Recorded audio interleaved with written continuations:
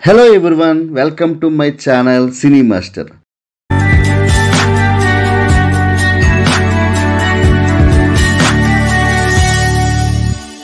ఈ సంవత్సరం ఇప్పటికే 400 కోట్ల సినిమాలను అందించి మిగిలిన పరిశ్రమలను ఆశ్చర్యపరుస్తుంది మలయాళ చిత్ర పరిశ్రమ.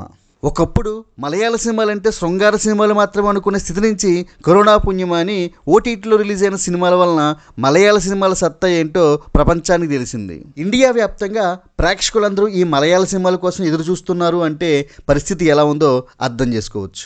ఈ సంవత్సరం మలయాళంలో తక్కువ బడ్జెట్తో తెరకెక్కిన ప్రేమలు, మంజుమ్మల్ బాయ్స్, బ్రహ్మయుగం, ఇప్పుడు లేటెస్ట్గా ఫహద్ ఫాజిల్ ఆవేశం 100 కోట్ల మార్కును దాటాయి.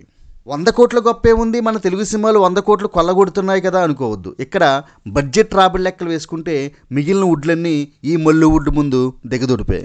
పైన చెప్పిన సినిమాలు ఏమీ కూడా 20 కోట్ల బడ్జెట్ కూడా లేని సినిమాలే. 16 కోట్ల బడ్జెట్తో తెరకెక్కిన మంజుమ్మల్ బాయ్స్ సినిమా 250 కోట్లు కలెక్ట్ చేసిందంటే నమ్మగలమా?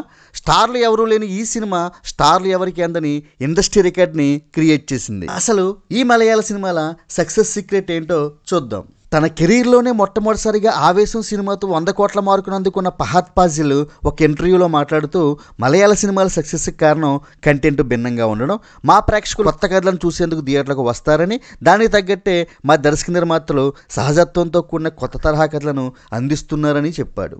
ఇది నిజమే కదా.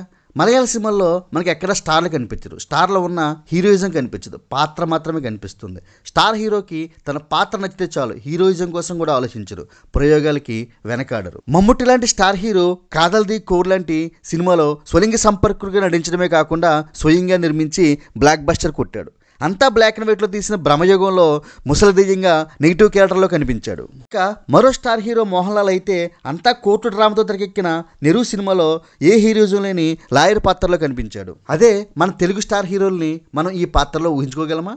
పోస్టర్లు చిరిగిపోతాయి, థియేటర్లు బద్దలైపోతాయి. అందుకే మన స్టార్ హీరోలు ప్రయోగాల జోలికి పోవడం లేదు. ఒకవేళ అడపాదడపా ప్రయోగాలు చేసినా తీవ్రంగా తిప్పికొడుతున్నారు మన ప్రేక్షకులు.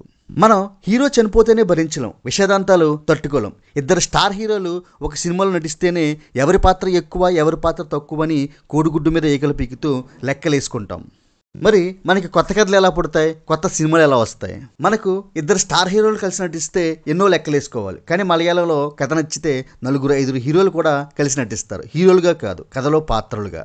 అంతేకాకుండా మలయాళంలో పెద్ద సినిమా చిన్న సినిమా అనే విభజన లేదు. కంటెంట్ బాగుంటే ఏ సినిమానా చూస్తారు. మనం పెద్ద సినిమాల మీదే ఫోకస్ పెడతాం, చిన్న సినిమాలు హిట్టాక్ వస్తేనే కానీ పట్టించుకోం. అందుకే చాలా చిన్న సినిమాలు బాగున్నా కిల్ అయిపోతున్నాయి. మనకి కొత్త సినిమాలు కావాలి, కొత్తగా ఉండే మలయాళ సినిమాలు చూస్తాం, కానీ మన తెలుగులో కొత్తగా తీస్తే మాత్రం ఆదరించాం. ఇది పూర్తిగా ప్రేక్షకుడు తప్పే అనేది నా ఉద్దేశం కాదు. మలయాళం ప్రేక్షకులు రియలిస్టిక్ సినిమాలను ఇష్టపడడానికి వారందరూ విద్యావంతులు కావడం కూడా ఒక కారణం. నేటివిటీ వల్ల కూడా ఆ సినిమాలకి బ్రహ్మరథం పడుతున్నారు ప్రేక్షకులు. మన ప్రేక్షకుల అభిరుచి మారాలి. ఎంతో టాలెంటెడ్ అయిన యువ దర్శకులు కొత్త కథలతో అవకాశాల కోసం ఎదురు చూస్తున్నారు. మనం కొత్త కథలను ఆదరిస్తే దర్శక నిర్మాతలు, హీరోలు కూడా ఆ కథలు చేయడానికి, ప్రయోగాలకు ముందుకు వస్తారు. నచ్చినట్లయితే please do like, share and subscribe cine master. Thank you. మీ కృష్ణారెడ్డి.